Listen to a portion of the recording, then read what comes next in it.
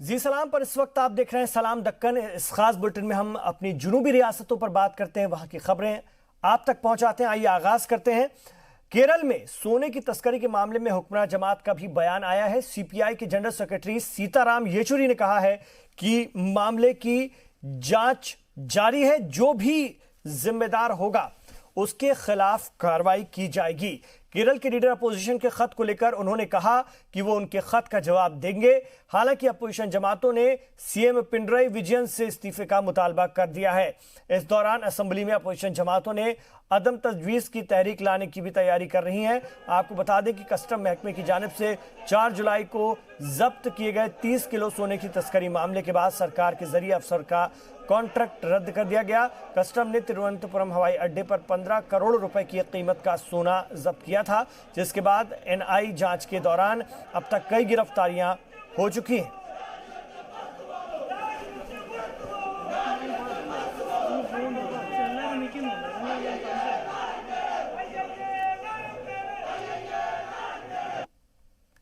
Matter is become very serious after suspending the principal secretary of the chief minister, who is involved in this gold smuggling case. Merely by suspending the principal secretary will not help. The chief minister's office is totally involved in this scam. And one of his IT fellow is also now involved. His name is also coming up. That means the chief minister's office is totally involved in this case, and it should be, chief minister should be interrogated, and also the fact should be unearthed by the national agency like CBI. So that is why we are asking for a CBI inquiry, separate inquiry in this case to unearth, to find out the real facts about this case. So are you demanding that CM should step down from his post and face? Definitely, the day one onwards we are demanding for his resignation. That is, and he is not accepting our demand. That is why we are moving a non-confidence motion in the assembly. Karnataka की राजधानी बेंगलुरु में तेजी से बढ़ रहे corona को लेकर खासतौर से चिकपेट में जारी तजारत को जिम्मेदार बताया जा रहा है। हालांकि वहां के ताजिरों ने इसे खारिज कर दिया है। राजधानी का कमर्शियल हब समझे जाने वाले चिकपेट में तजारत के दौरान काफी भीड़भाड़ होती थी और उस इलाके से कोरोना मरीजों की तादाद में लगातार इजाफे को देखते हुए उस इलाके को सील कर दिया गया। लेकिन राजधानी में कोरोना की रफ्तार के कहर पर रोक नहीं लग पाई है। हालांकि बाद में रियासती हुकूमत ने बेंगलोर सहित कई अजला में 1 हफ्ते के लॉकडाउन नाफिज कर दिया है, ताकि इस ताजिर इस इल्जाम को हालांकि बेबुनियाद बता रहे हैं।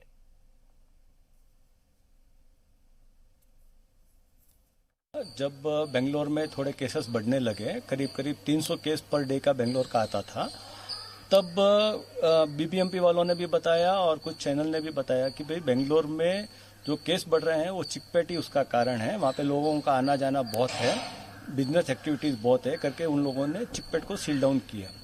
अब सील डाउन करके करीब करीब आज 1 महीना होने आया, 27 डेज हो गया है। तो 27 डेज के बाद भी बेंगलोर के केस उस समय 400 आते थे, आज 2000 तक आ रहे हैं। तो इसके लिए चिकपेट जिम्मेवार कैसे होगा? क्योंकि चिकपेट तो लॉकडाउन है करीब करीब 1 महीने से, तो इसमें जरूर कहीं ना कहीं गड़बड़ी हुई है, कोई ना कोई भूल हुई है। इसमें चिकपेट को जिम्मेवार नहीं माना जा सकता। उसके कारण क्या है कि व्यापारी लोगों को पता है कि भी ये बीमारी फैलने वाली है, उन्होंने पूरा सोशल डिस्टेंसिंग रख के सैनिटाइजर, मास्क सब चीज यूज करके ही काम किया था। फिर भी कुछ ना कुछ गलतफहमी के हिसाब से हो गया है। और हम लोग ये चाहते हैं, बेंगलोर का आज कर्नाटक का जो 27% रेवेन्यू खाली चिकपेट सीएनबी अपना सेंटर बेंगलोर से आता है और 27% टैक्स का लॉस 1 महीने का पूरा हुआ है। और वो कारण क्या है कि एक छोटी सी बात पे कि भाई नहीं इधर से ही केस आ रहे हैं करके हुआ है। आलमी वबा बन चुके कोरोना के हालात में लोग जीने का रास्ता तलाशने लगे हैं। कर्नाटक के बेल्लारी के एक अस्पताल में खुद मरीज लोगों को बेदार करते नजर आए। मुतासिरों के जज्बे को देखकर वहां पर मौजूद लोगों ने दिल खोलकर डांस किया। ये रिपोर्ट देखिए।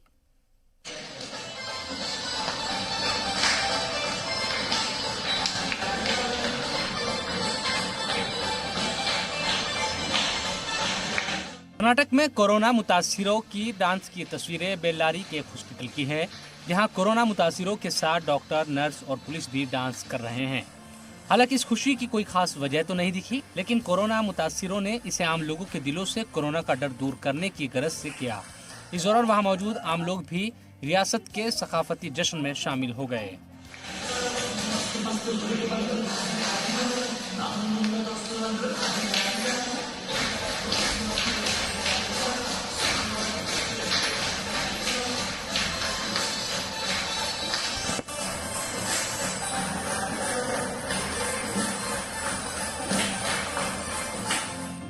कर्नाटक में तेजी से बढ़ रहे कोरोना के कहर को देखते हुए कुछ अजला में 1 हफ्ते का लॉकडाउन नाफिज किया गया।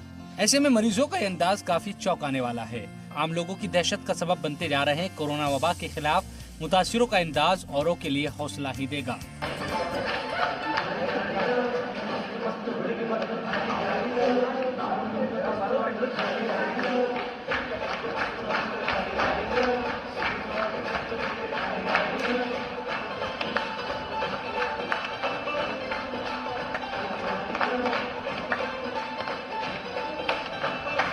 आम लोगों को बेदार करने की गरज से मुल्क गैर पैमाने पर तरह तरह की तकरीबात की जा रही है, जिसके तहत डॉक्टर्स, नर्सिस, सफाई मुलाजिम और पुलिस एहलकारों की जमकर तारीफ भी हो रही है। लेकिन बेलारी में कोरोना मुतासिरों का अंदाज आम लोगों का हौसला बढ़ाने वाला साबित हो रहा है।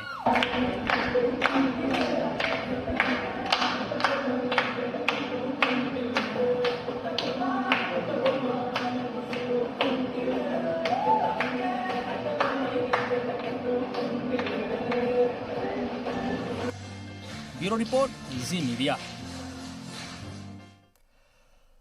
उधर केरल में भी आयुर्वेद के 3 डॉक्टरों ने मिलकर के वीडियो सॉन्ग बनाया है। रियासत में जारी तीसरे मरहले के लॉकडाउन के बीच इस सॉन्ग का मकसद लोगों के हौसले को बरकरार रखना है। बचाव ही इलाज के तहत इसे केरल के सकाफती अंदाज में समझाने की कोशिश हुई है। इस मामले में एक डॉक्टर का कहना है कि आम लोगों के अंदर बेदारी लाने की गरज से ये वीडियो सॉन्ग बनाया गया है, लेकिन सबका मकसद है कि हम कोरोना के खिलाफ ये लड़ाई एक साथ मिलकर लड़ें। उन्होंने मजीद कहा कि इससे घबराने की नहीं, मुकाबला करने की जरूरत है और बहुत जल्द वो अपने मकसद में कामयाब होंगे। Imperi Keralam. The meaning is Thy name is Kerala. It is a video album produced by 3 Ayurveda doctors. And this particular video album is a dedication to all COVID fighters across the world. We very well know all the health workers, the police people, all the revenue people, the administrative people, and above all, the ultimate population across the world. They are fighting with a single mind against this COVID. So what we thought is, it is our responsibility to give a solidarity support to all the COVID fighters. We 3 are doctors and we have that much of responsibility in providing the necessary health care to all the people. But we believe that beyond the ordinary medicines, it is our responsibility to provide something to treat the stress the people are witnessing now. So we created this musical video album which includes all the activities of the COVID fighters, and the basic idea was to boost the confidence of all the COVID fighters. Andhra Pradesh में भी तेजी से बढ़ रहे corona के मामलों को देखते हुए हुकूमत ने 102 मेडिकल बसें चलाई हैं और मेडिकल सहूलत से लैस इन बसों में कोरोना टेस्टिंग के अलावा दीगर जरूरियात भी मौजूद हैं। इस काम के लिए हुकूमत ने 9,700 हेल्थ वर्करों को भी लगाया हुआ है ताकि शहर के साथ देही इलाकों में भी कोरोना पर काबू पाया जा सके। इस दौरान रियासत के हेल्थ सेक्रेटरी ने कहा कि मेडिकल सहूलत से लैस 50 बसें पहले से ही चल रही थी, जिसमें आज 52 बसों को और जोड़ दिया गया है। हुकूमत की जानिब से चलाई जा रही ये मोबाइल बसें परेशान हाल आवाम के लिए बड़ी राहत साबित होंगी। Already are operating around 50 buses, and this will be in addition to that another 52 buses, 100 buses. Yes, basically these buses give facility for a lot of people has to be taken at the same time. Otherwise, one person at a time. Here around about we can service 10 to 12 people at single point of at any given minute. We can do this 12 swabs at a time. So it multiplies. It's kind of a multiplier, so that more swabs can be collected and it can be sent to the lab quickly. These are all air-conditioned buses, one thing.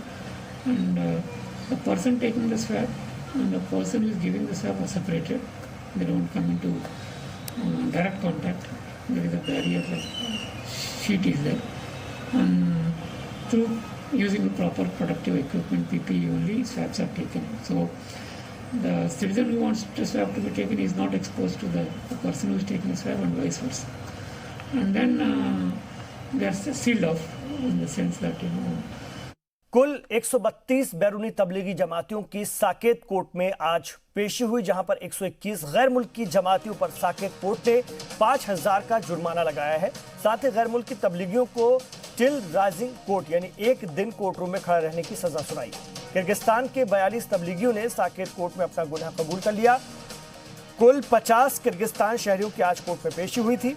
8 Kyrgyzstan शहरियों ने court में अपना गुनाह नहीं कबूला, लिहाजा ये trial face करेंगे। वहीं 82 बांग्लादेशी तबलीगियों के साकेत कोर्ट में पेशी हुई। 89 बांग्लादेशी तबलीगियों ने अपना गुनाह कबूल कर लिया है। साकेत कोर्ट ने महामारी एक्ट उल्लंघन और वीजा नियम उल्लंघन से 79 बांग्लादेशियों को राहत दे दी है। राम मंदिर के संगे बुनियाद तकरीब की तारीख तय हो गई है। 5 अगस्त को राम मंदिर का भूमि पूजन होगा और इस तकरीब में वजीर आजम मोदी भी शामिल हो सकते हैं। राम मंदिर की तामीर को लेकर शरद पवार ने वजीर आजम पर तंज कसा है। पवार ने तंज करते हुए कहा है कि कुछ लोग सोचते हैं कि राम मंदिर बनाने से कोरोना खत्म हो जाएगा। एनसीपी के चीफ शरद पवार का कहना है कि हमें यह फैसला करना होगा कि हमारे लिए क्या जरूरी है, कोरोना का खात्मा या राम मंदिर की तामीर। हमें इस वक्त कोरोना और मईशत पर ध्यान देने की जरूरत है। अगले हफ्ते हुकूमत से बात करने दिल्ली जाएंगे एनसीपी के लीडर।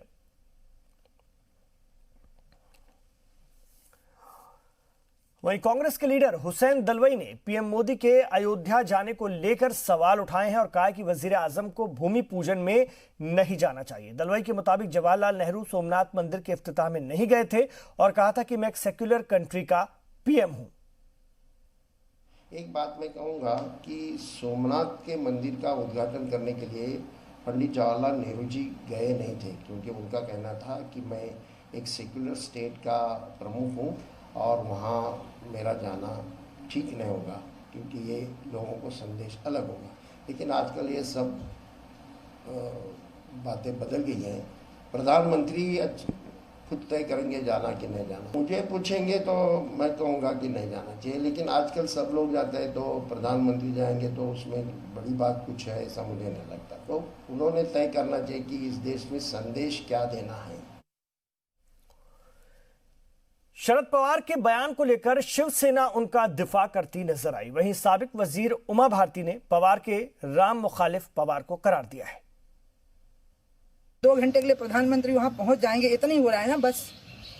तो उसमें ऐसी कौन सी अर्थव्यवस्था बिगड़ जाएगी। प्रधानमंत्री वो व्यक्ति हैं जो 4 घंटे से ज़्यादा नहीं सोते, 24 घंटे काम करते हैं। आज तक उनने कभी छुट्टी नहीं ली है, उसमें से 2 घंटे वो निकालेंगे। और हवाई जहाज़ में भी फाइल वर्क करते हुए जाएंगे, मुझे उनका स्वभाव मालूम है, पर आते हुए भी फाइल वर्क करेंगे। 2 घंटे भगवान राम के नाम पे दे देंगे। मैं मानती हूँ कि शरद पवार का ये बयान रामद्रोही है, मोदी जी के खिलाफ नहीं है, भगवान राम के खिलाफ है। भूमिका रही हमेशा, और नरेंद्र मोदी जी ने भी बार बार यही कहा है। ये जो लड़ाई है कोरोना के खिलाफ, वो इस विश्व के doctors, nurse, ward boy, police, ये सब मिलकर ये लड़ाई लड़ रहे हैं। और सबसे ज़्यादा बलिदान इस लड़ाई में अगर किसी ने दिया है तो डॉक्टर और पुलिस ने दिया है। तो मैं मानता हूँ ये कोई धार्मिक या श्रद्धा की भावना का विषय नहीं है, ये लड़ाई का विषय है। यहाँ समिति से निमंत्रण आने के बाद उद्धव ठाकरे वहाँ पर जाएंगे। अयोध्या में जाने के लिए निमंत्रण की जरूरत नहीं पड़ती। कांग्रेस के साबिक सदर राहुल गांधी ने आज दूसरा वीडियो जारी किया। इस दौरान उन्होंने भारत और चीन की सरहद पर जारी कशीदगी को लेकर के हुकूमत से सवाल किए हैं और पीएम मोदी पर निशाना साधा है। राहुल ने कहा कि यह मामूली सरहदी तनाज़ा नहीं है, मेरी फिक्र इस बात को लेकर है कि चीनी आज हमारे इलाके में बैठे हैं। राहुल गांधी ने सवाल किया कि आखिर चीन की सरहदी हिकमत अमली क्या है। राहुल ने कहा कि चीनी बगैर हिकमती सोच के कोई कदम नहीं उठाते उन्होंने दिमाग में दुनिया का नक्शा खींचा हुआ है जिसे वो अपने हिसाब से ढालने की कोशिश में लगे हैं। राहुल गांधी ने कहा कि चीनी अपने हालात को मजबूत करने की कोशिश कर रहे हैं, चाहे वो गलवान हो, डमचोक हो या फिर पेंगोंग झील। उनका इरादा अपनी सरहद को मजबूत करना है। वो हमारे हाईवे से परेशान है, वो हमारे हाईवे को खत्म करना चाहते हैं। साथ ही वो पाकिस्तान के साथ मिलकर कश्मीर में कुछ करने की सोच रहे हैं। राहुल गांधी ने पीएम पर निशाना साधते हुए कहा कि चीन नरेंद्र मोदी को कह रहा है कि अगर आप वो नहीं करेंगे जो चीन चाहता है तो वो नरेंद्र मोदी की मजबूत लीडर वाली छवि को खत्म कर देंगे। अब सवाल उठता है कि नरेंद्र मोदी क्या करेंगे? क्या वो उनका सामना करेंगे? क्या वो चैलेंज को मानेंगे और कहेंगे बिल्कुल नहीं, मैं भारत का वजीर आजम हूं, मैं अपनी इमेज की फिक्र नहीं करता, मैं तुम्हारा मुकाबला करूंगा, या वो उनके सामने हथियार डाल देंगे? At the tactical level, they are trying to improve their position, whether it's Galwan, whether it's Demchok, or whether it's Pangong Lake. The idea is to position themselves. They are disturbed by our highway. They want to make our highway redundant. And if they're thinking larger scale, they want to do something with Pakistan in Kashmir. So it is not simply a border issue. It is a border issue designed to put pressure on the Prime Minister of India. And they are thinking of putting pressure in a very particular way. And what they're doing is they're attacking his image. The frustration of the Rahul Gandhi is clearly exposed in the language he is using against the Prime Minister. Most abusive and derogatory attack he is indulging in. The congressmen who were looking towards him to lead the party have realized he is worthless and incapable of leading the party. I demand immediate apology from Rahul Gandhi for the language he has used against the Prime Minister. Hyderabad में passing out parade के दौरान corona के तमाम जरूरी हिदायत का ख्याल रखा गया। सीआईएसएफ के इस तकरीब में 11 एडिशनल कमांडेंट, 89 सब इंस्पेक्टर और 10 असिस्टेंट सब इंस्पेक्टर सहित 100 ट्रेनियों को पास आउट कराया गया। 79 सब इंस्पेक्टर। आपको बता दें, ऑनलाइन तकरीब के दौरान तमाम सीनियर अफसरान के अलावा वजारत दाखिला में ममलिकती वजीर जी किशन रेड्डी भी मौजूद रहे। इस मौके पर सभी नए अफसरान के लिए नेक ख्वाहिशात पेश की गई।